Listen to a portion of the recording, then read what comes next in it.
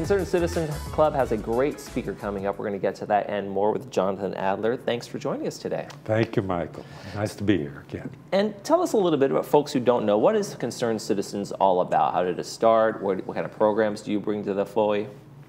Concerned Citizens started in 1981. It was then called Concerned Citizens for Peace. That was in the height of the Cold War. Reagan had just become president. Right. Gorbachev was in the Soviet Union. And over the years, it added some areas of focus. So it's now involved with economic and social justice, good government, and the environment. So we present speakers on the first Tuesday of every month, and either a speaker or a video on the third Thursday of every month. So, you know, we're here to educate and inspire and inform our members and guests about issues of our times. Are you surprised over the years how the forefront has come to in terms of environmentalism, in terms of our concerns about global warming, those kinds of things? It's really become a political issue as well as a concern for everyone, really. And Concerned Citizens has set up a special committee with even some subcommittees to deal with that. So yes, that's one of the issues that we focus on. Now you have a speaker coming up on March 5th, UCI political professor, Kristen Renwick-Monroe. Tell us a little bit about her background. She's quite a esteemed colleague at UCI. So her title is UC Irvine Chancellor's Distinguished Professor of Political Science. And the word distinguished is not an adjective that comments on her ability. It's part of the title. It's probably the highest title a professor can have. I was looking for a speaker to talk about democracy, autocracy, and fascism. I was at a birthday party with a dear friend who's a professor of philosophy, and she had a lot of her academic friends, some of whom I know, and I asked them for a recommendation. Who is the best professor in the area who can talk about those things? And they said Professor Renwick. Okay. So that's how we came to, I came to focus on her, and she was gracious enough to accept. She is among her titles, well, first of all, let me say she has, they say, really changed the area of political theory. In what way has she done that? I mean, has she been that influential in the field? That is what it is said. Okay. So her focus has been not just on politics and government, but on individuals and their moral choice. Let me just say the name of the center at UCI that she founded. The UCI Interdisciplinary Center for the Scientific Study of Ethics and Morality.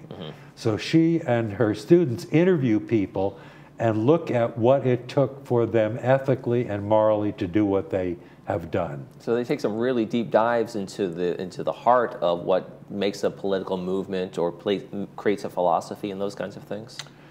That, and in particular, one of her books is about moral choice in the Third Reich in Germany in the 30s, and how democracy dies and died there, and fascism historically, real fascism, Germany, Italy, Japan, Spain, how it really arose and what the role of the individuals were in that collapse of democracy and the rise and tolerance of autocracy and ultimately fascism. So her lecture and her series comes from a base of knowledge going way back to the origins of these movements, really.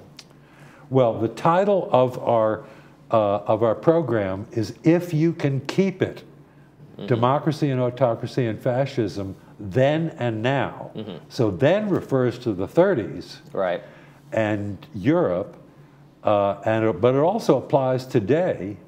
So we are concerned, and she will be talking about the current situation, current status in the United States, and what we have learned you know, in an academic sense, from the fascist, so-called fascist playbook or the autocrat's playbook, all the things that are done, that were done to create, you know, the autocracy and fascism of the 30s and how it might apply today. Well, and the fascism was a bit of a movement here in the United States before World War II, and then after that it became this cautionary tale of what happens when you go in that direction, right?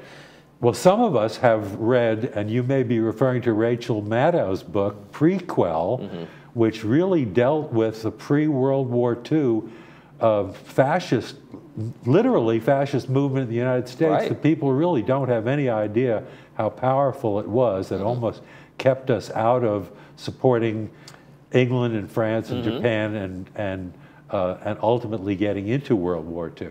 Yes. Yeah. Now, when in the 60s, fascism became kind of this insult you just throw out to a cop or anybody who was, you know, working for the government, that kind of thing, or the military, fascists, those kinds of folks. Well, you know, I really have to admit, I was in Chicago in 1968 at the Democratic Convention. Are they still looking for you? In Grant Park, and it was, you know, ultimately called, from a later investigation, a police riot. Right. So yeah, we were a little bit upset. I was a little bit younger then, younger than today, and yeah, I could hear shouts of fascism at the cops as epithets. But today, it's often being used across the board, politics and media, in a much more accurate and technical sense. Right, now it's being applied to the political movements of today, in some areas, right? In terms of like what the theory is behind it, what the movement's about, what their desires are. Yes, and our title of the program starts with the words "if you can keep it."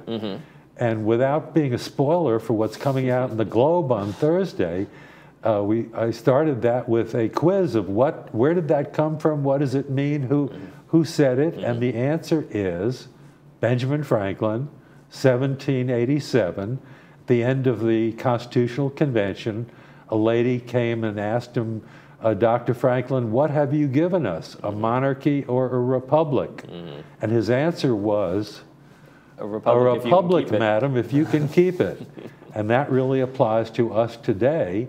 And Professor Renwick's talk will focus on those moral and ethical qualities of people who are working to keep democracy alive and to resist fascist and autocratic tendencies today. Where do you land on that scale? I mean, you've seen a lot, obviously. You've seen demonstrations through the 60s and World War II aftermath and those kinds of things. Where do you land on that? Is it as fragile as some people are concerned that it might be, our democracy? I frankly don't know. And I think we might find out on March 5th in Professor Monroe's talk.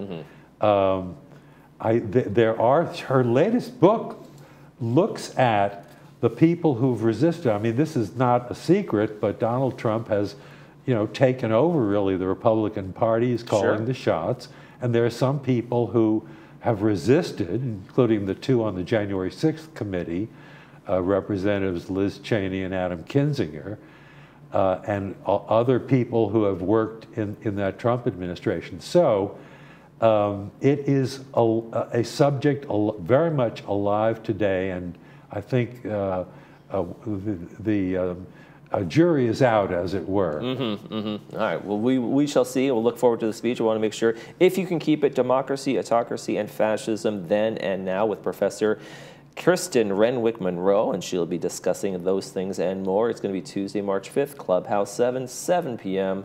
Make sure you get out there and enjoy it. Jonathan Adler from Concerned Citizens, thank you so much for joining us. Thank you so much. All right, when we come back, we'll be talking more with our local, Assemblywoman, Young Kim. Stay with us.